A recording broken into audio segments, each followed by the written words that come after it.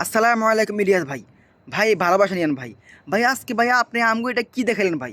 ভাই আমরা এটা কি রিপোর্ট দেখলাম ভাই? যেই ২১শে আগস্টের নাটক নিয়া, ২১শে আগস্টের গ্রেনেড হামলা নাটক নিয়া এমন কোনো পত্রিকা নাই, এমন কোনো বই নাই, এমন কোনো টিভি চ্যানেল নাই যেখানে এই মিথ্যা নিউজকে সত্য বানানোর চেষ্টা করা হয় নাই। এমনভাবে এই নিউজটারে প্রচার করা হয়েছিল যে সাধারণ মানুষের চোখে কাঠের চশমা পরা অবস্থায় মানুষকে এটা বিশ্বাস করাই ছাড়বো। মানুষ যদি বিশ্বাস নাও করে মানুষের জোর করে খাওয়াইবো। এই সব যে ইন্ডিয়ার নাটক ছিল, এটা ভাই আজকে একমাত্র ভাই আপনার কারণে ভাই আমরা জানতে পারলাম ভাই। ইলিয়াস ভাই, ভাই অন্তর থেকে ভাই ভাই ভালোবাসা নেন ভাই। আপনার প্রতি ভাই অনেক ভালোবাসা ভাই, আপনার কাছে আমরা ঋণী ভাই। আমরা 18 কোটি মানুষ ভাই আপনার কাছে ঋণী। আপনার কারণে একমাত্র আমরা সত্য নিউজগুলো, যে নিউজগুলো আমরা কখনো কল্পনা করিনি যে আমরা এগুলো জানতে পারবো, যে আপনি কোথা থেকে তথ্য সংগ্রহ করে করে ভাই আমাদের সামনে ভাই এত সুন্দর করে সত্যটা ভাই উপস্থাপন করলেন।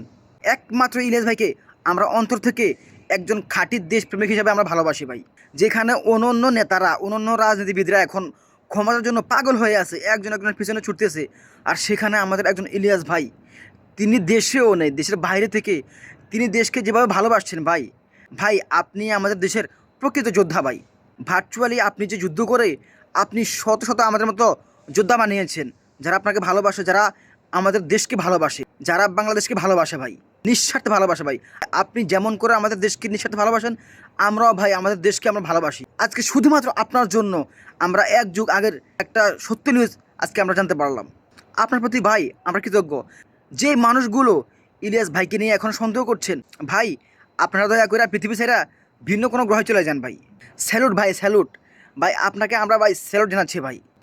আপনার মতো একজন প্রকৃত দেশি যোদ্ধা, প্রকৃত দেশপ্রেমিক ভাই, এটা আমাদের দেশের জন্য আল্লাহর পক্ষ থেকে একটা বিশাল নেয়ামত ভাই। অনেক অনেক ভালোবাসা নিয়েন। থ্যাংক ইউ ভাই, থ্যাংক ইউ ইলিয়াস ভাই।